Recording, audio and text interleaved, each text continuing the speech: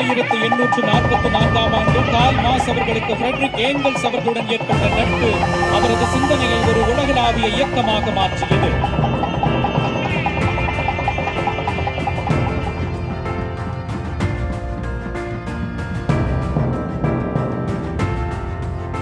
தற்பொழுது மாண்புமிகு தமிழ்நாடு முதலமைச்சர் அவர்கள் மாமேதை கார்ல் மார்க்ஸ் அவர்களின் திருவுருவ படத்திற்கு மலர் தூவி மரியாதை செலுத்துகிறார்கள்.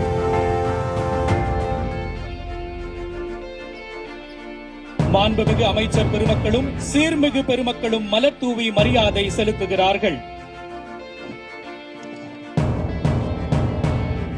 1848 ஆண்டு வெளியான பொது உடைமை அறிக்கை உலக தொழிலாளர்களே ஒன்றுபடுங்கள் என்ற முழக்கத்துடன் உலக அரசியலில் பெரும் அதிர்வை ஏற்படுத்தியது.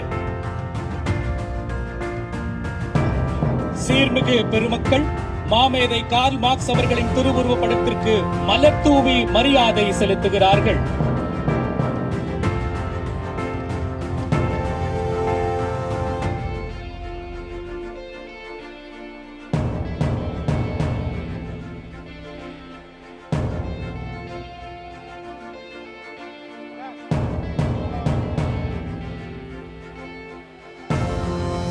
மாண்புமிகு நாடாளுமன்ற உறுப்பினர்கள், சட்டமன்ற உறுப்பினர்கள், மாண்புமிகு அமைச்சர் பெருமக்கள் அனைவரும், மாண்புமிகு மேயர் அனைவரும் மரியாதை செலுத்துகிறார்கள். சீர்மிகு பெருமக்கள் அனைவரும் மாமேதை கார்ல் மார்க்ஸ் அவர்களின் திருவுருவ படத்திற்கு மலர் தூவி மரியாதை செலுத்துகிறார்கள்.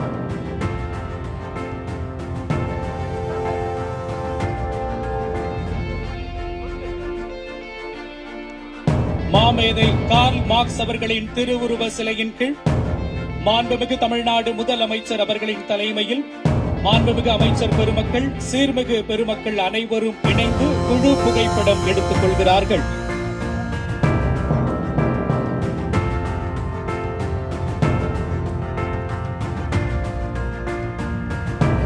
தற்பொழுது மாண்புமிகு தமிழ்நாடு முதலமைச்சர் அவர்கள் இச்சிலையை நேர்த்தியாக வடிவமைத்த